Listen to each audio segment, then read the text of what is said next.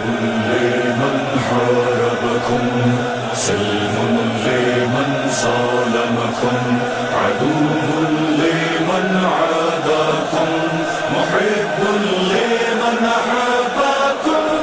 اعوذ باللہ من الشیطان الرجیم.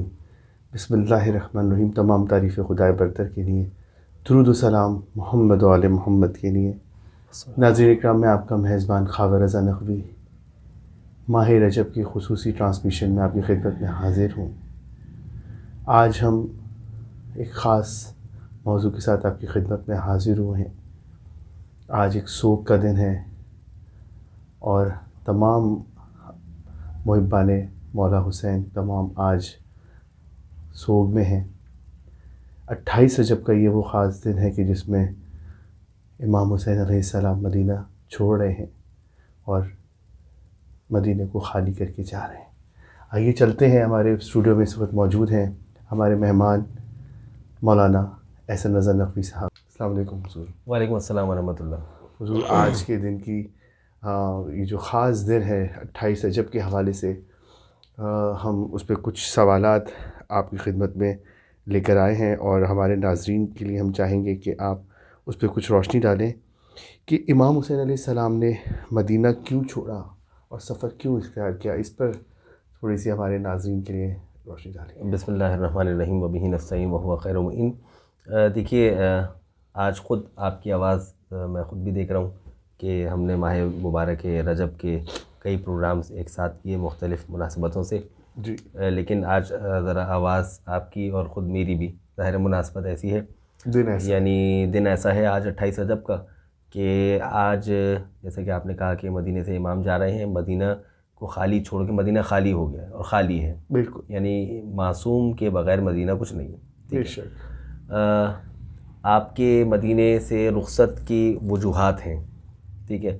چاہتے تو امام مدینے میں آرام سے سکون سے زندگی گزارتے اور یزید نے جو مطالبہ بیعت کیا تھا، یعنی بیعت کا مطالبہ کیا تھا، اسے خاموشی سے قبول کر لیتے.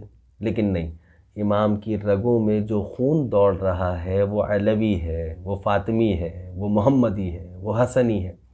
تو ظاہر امام جو ہے وہ کبھی بھی اس سے درگور اعتنا نہیں کر سکتے تھے، اسے نگلیکٹ نہیں کر سکتے تھے بطور معصوم.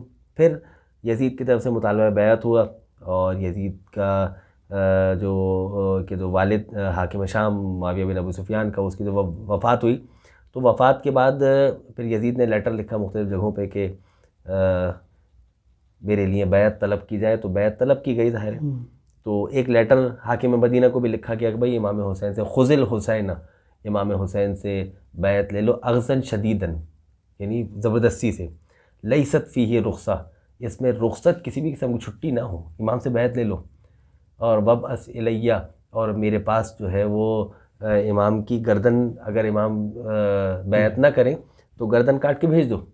اب امام جب پیغام پہنچا، امام حاکم مدینہ کے دربار میں پہنچے، کیٹاگوریکل گفتگو کی ہے امام نے. امام نے کہا کہ وہاں بیعت تو تنہائی میں نہیں ہوتی، شب میں نہیں ہوتی ہے.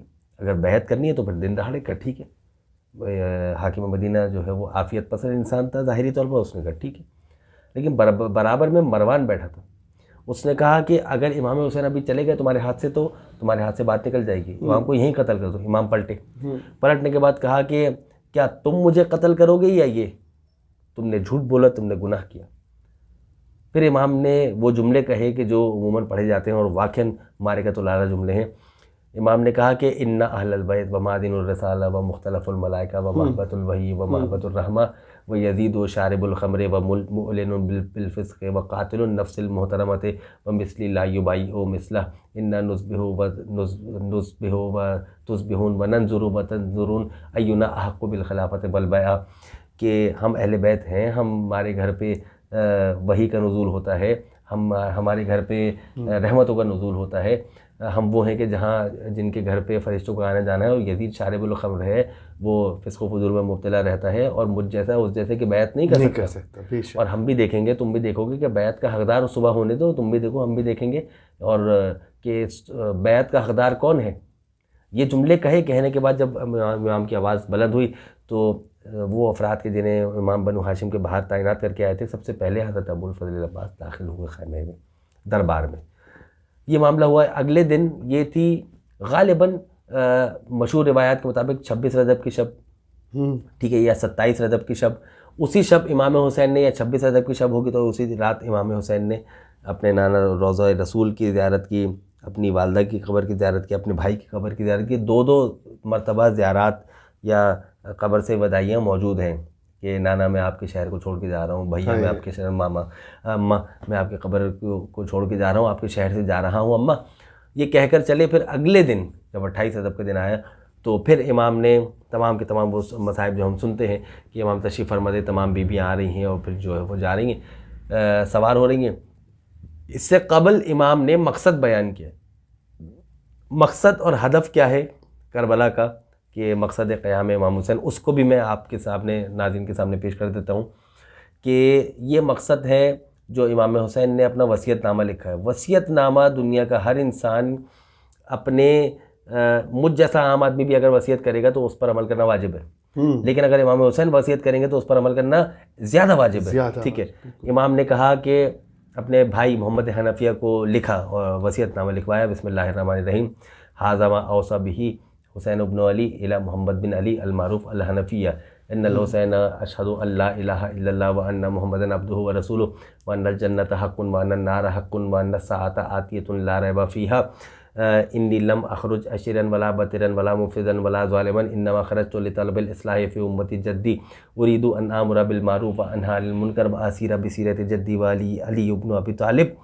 یہ جملے کہے ہیں اور پھر پوری وصیت ہے کہ وما توفیق الا باللہ توکلت علیہ والیہ انیب والسلام. یہ پوری کی پوری امام کی وصیت ہے. درمیان میں سے ایک جملہ میں نے چھوڑ دیا ہے، کہا کہ میں شر پھیلانے کے لیے نہیں نکل رہا ہوں، میں تفریح کے لیے نہیں نکل رہا ہوں، ٹھیک ہے، میں ظلم و ستم کرنے کے لیے نہیں نکل رہا ہوں، بلکہ میں اپنے نانا کی امت کی اصلاح کرنے کے لیے جا رہا ہوں. میرا مقصد سیر و تفریح نہیں ہے، بلکہ میرا مقصد ہے کہ میں اپنے نانا کی امت کی اصلاح کروں اور اپنے بابا کی سیرت کو زندہ کروں.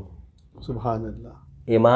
امام حسین نے یہ نہیں کہا کہ میں کسی اور خلیفہ کی سیرت کو زندہ کروں، نہیں، میں اپنے بابا کی سیرت کو زندہ کرنا چاہتا ہوں. اس کا مطلب زندہ کرنا، زندہ اسے کیا جاتا ہے جو مر چکی ہو. سنت رسول ختم ہو رہی ہے، ان السنت قد امیتت و ان البدعۃ قد احییت. سنتیں ختم ہو رہی ہیں، بدعتیں جو ہے وہ جنم لے رہی ہیں. یہ جملے امام حسین کے. تو کہا کہ اسی لیے میں بدعتوں کو ختم کرنے کے لیے نکل رہا ہوں، سنت رسول کا احیاء کرنے کے لیے نکل رہا ہوں.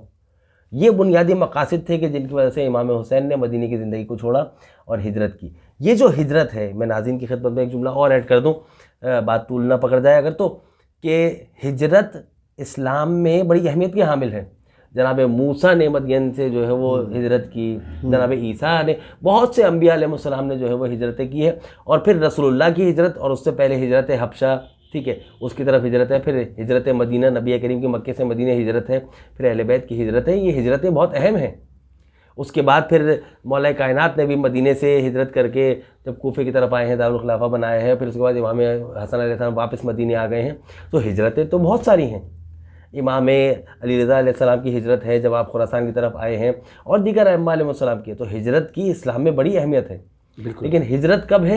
کہ جب مقصد اور موٹو مثبت ہو. امام حسین کا مقصد مثبت ہے کہ جو دنیا جہان کے اندر پیغام علوی، پیغام حسینی، پیغام حسنی، پیغام محمدی، پیغام الہی کو پہنچانا ہے. واہ، سبحان اللہ، سبحان اللہ حضور، بہت خوب.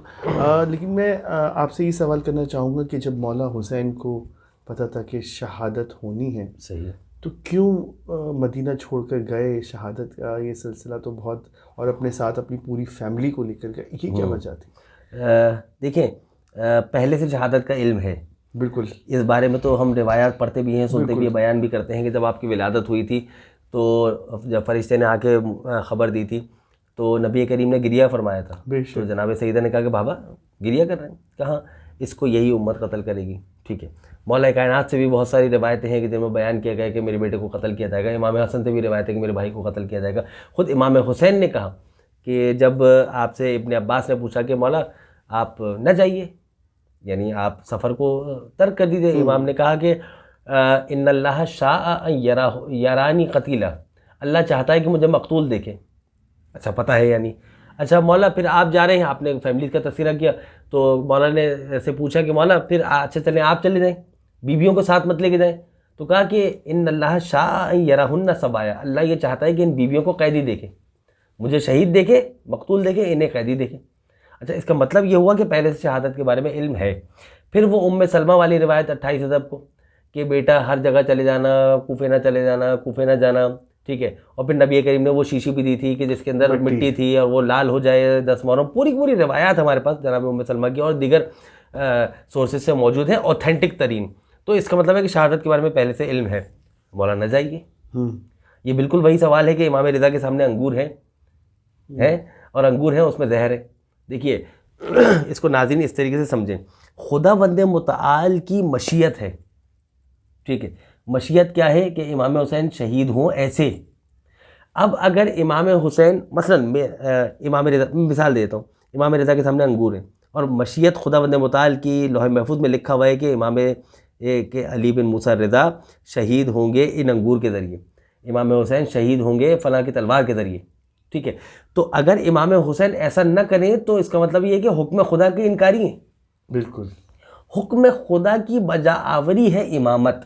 واہ سبحان اللہ, بے شک, ٹھیک ہے, تو یہ تو کرنا ہی ہے. دوسری بات یہ کہ امام حسین نے اس کو خوشی سے قبول کیا ہے, فورسفلی, زبردستی کہ ہاں شہید ہونا ہے تو میں جا رہا ہوں, نہیں ایسا نہیں ہے. اس کے پیچھے مقصد ہے, اس کے پیچھے موٹیو ہے, ہدف ہے. دیکھیے ہم سفر کر رہے ہیں, میں سفر کر کے یہاں آیا ہوں, ٹھیک ہے, آپ سفر کر کے یہاں آئے, ٹھیک ہے. اب ہم یہاں سے پلٹ کے جائیں گے, ہمارا اصل مقصد ہے گھر یا کسی کام سے جانا ہے, ٹھیک ہے. تو اس کا مطلب ہمارا مقصد گھر ہے یا کسی کام سے جانا ہے, ہمارا مقصد وفات تو نہیں ہے نا.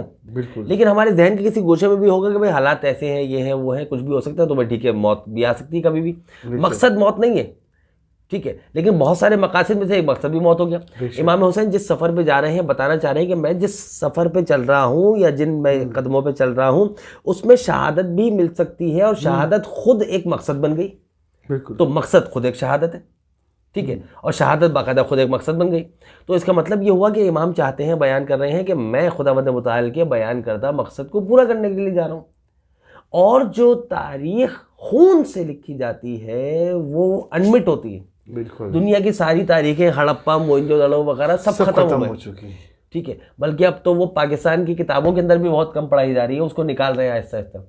لیکن کربلا کو نہیں نکال سکتے آپ تاریخ سے, ہر سال نیا. وہ تو آپ 40 صحیح ہے. امام حسین کا عاشور, یعنی یہ وہ سخی امام ہے کہ جو اپنے دفن کی زمین بھی 60,000 درہم میں خریدتا ہے. یہ امام حسین کے من جملہ مقاصد میں سے چند ایک مقاصد تھے جو ہم نے اپنے ناظرین کی خدمت میں پیش کیے. بہت آپ کا شکریہ, پروردگار اور بی آپ کو اس کا خاص اجر عطا کرے. ناظرین اکرام, آج کا یہ پروگرام ہمارے اختتام پر پہنچا. اپنے میزبان خاور رضا نقوی کو اجازت دیجیے. خدا حافظ.